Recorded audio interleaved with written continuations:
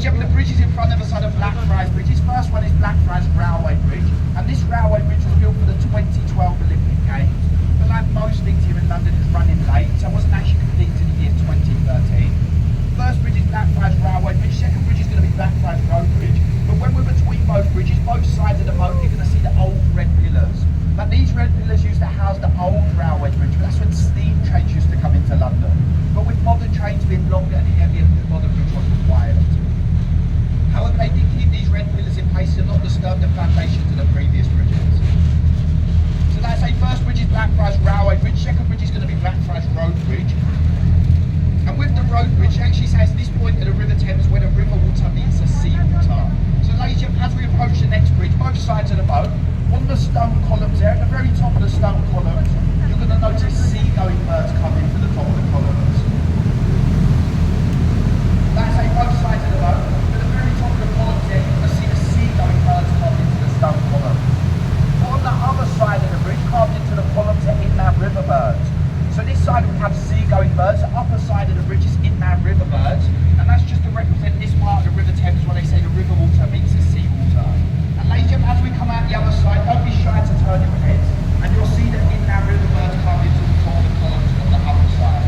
And like I say, that's just to represent this part of the River Thames where they say the river water meets the sea water.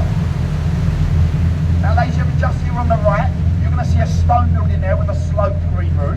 And this is actually the old City of London School for Boys. Although it's the old school, many greats have been to that school over the years. And there's actually 4 statues of great students that have been to that school just underneath that green roof. I'm going to make these students now left to right. That first one we can see under is Francis Bacon. That second one is William Shakespeare. That third one is Isaac Newton. And then that fourth one is David Beckham. But ladies and gentlemen, I'm just joking because David Beckham never went to school. Over on the left-hand side now, you're going to see a red brick building there and a tower with the windows that spell out OXO. A little fact for you now, it's illegal to advertise on the banks in the River Thames. You're going to see no McDonald's signs or no Starbucks signs, and that's because it's in the King's Royal Highway. But you would be right in thinking OXO. That's OXO to stop you. When the building owners were confronted about this, they said purely coincidence that their windows spell out the name of their product. They was actually taken to court for this situation, but they won the court case. And they've had free advertising on the River Thames ever since. So ladies and gentlemen, at the start of the trip I've said you've joined us today at low tide. Now over on the right hand side, on the top of the river wall there, you're going to see the green lions' heads. And in about 6 hours time at high tide, the tide will be touching these lions.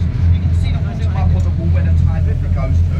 And we have a few rhymes that go along with these lions, one of them being, when the tide is up to the lion